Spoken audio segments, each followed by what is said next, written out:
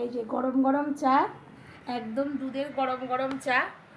আর কালকে রাত্রিরে আমাদের পরোটা হয়েছিল, ডালপুরি, মানে পুরপুরে পরোটা, ডালপুরি না। তাই যে বাসি পরোটা, পরোটা দিয়ে দুধের চা না খেলে একদমই চলবে না। খাই, পরোটাটা দিয়ে চা খাই।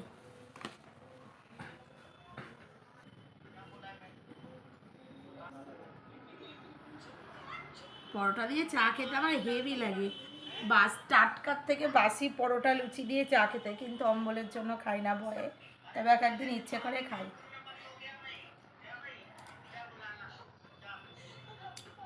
হেভি দারুণ হয়েছে।